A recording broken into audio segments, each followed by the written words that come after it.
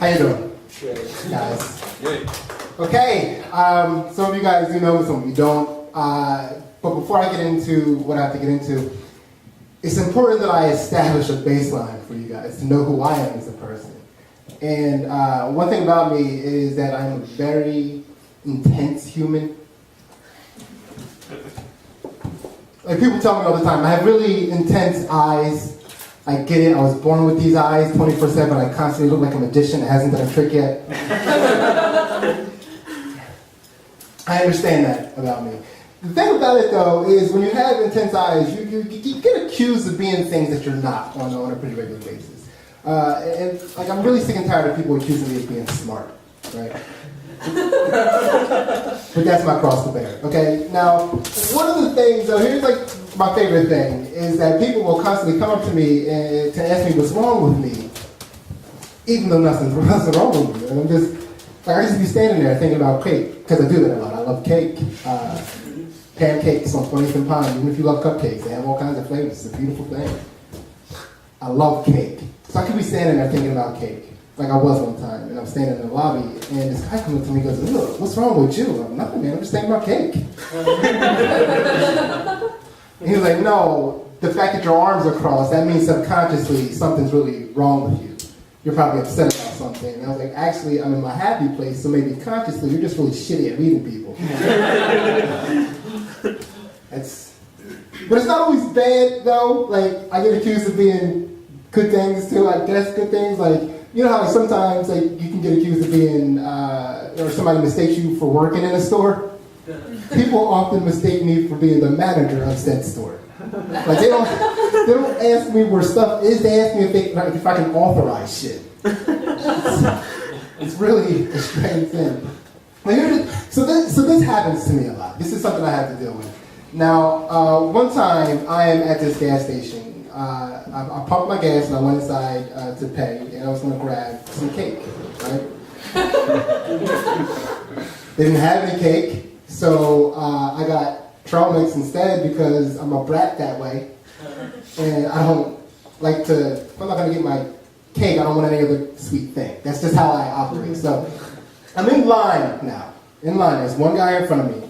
There are two people working at this gas station. There's one person behind the counter, and there's another person sweeping up, okay? Suddenly, in walks the largest man I have ever seen in my life, okay? This man was so big, he had to duck under the door jamb and turn sideways just to fit in the gas station. He was huge, and he only had one arm. His left arm was cut off right about here, okay? Now this man was so big though that the fact that he had one arm didn't even seem like a disability, it just made sense. There's no reason a man that big should have two arms, it's dangerous. So we all kind of see him coming out. He goes, grabs something off the shelf. He comes up to the line. Now keep in mind there's one person in front of me, two people working in the gas station, comes to the line, makes eye contact with me just to let me know that what he's about to do is not a mistake. And then he just cuts in line in front of me. Right? The workers and the person, everybody paused, right? And now these two workers are looking at me as if this guy comes in here and does this every day and I was their last chance for peace. As if I was some, mystic wanderer who walks the countryside with a rugged thirst for justice and a mystic sword. Like, I don't know what they were expecting from me. And I'm looking at them, and let me just one more time reiterate how big this man is. This man is, there's a size in life, like a threshold of size, and once a person crosses this threshold of size, everything they do in life is their business. Okay, this man was that, like, if you saw this man robbing an old lady, you'd be like, that's none of my business. She's that old like this. So that's how big it is, but I have to say something to him about this, and it's not as a matter of being tough or being a man. It's because saying shit in situations where I should clearly keep my mouth shut is my disability. So I said, listen, the only reason why I let you cut in front of me is because I'm not in a rush, it has nothing to do with how big you are, and it's not because you only have one arm.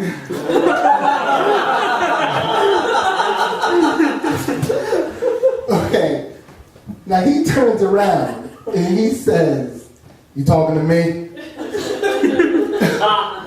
Now I'm a comedian, I'm quick on my feet, and what I should have said is, "Well, you're the only one-armed giant in here." But what I said was, "I don't have a problem." I'm sorry, I don't have a problem. He was like, "You look like you got a problem." And I was like, "Man, I'm just thinking about cake, I'm sorry, I don't know what to tell you."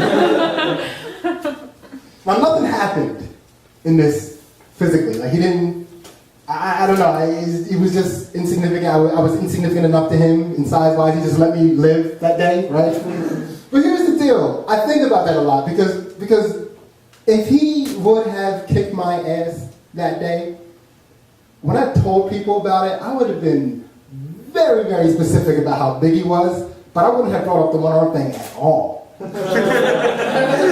Because when you're telling somebody about a fight you're in, nobody's ever like, "How many arms did he have?" It's a two-arm versus two-arm fight, and ladies and gentlemen, that is my story. Thank you for your time.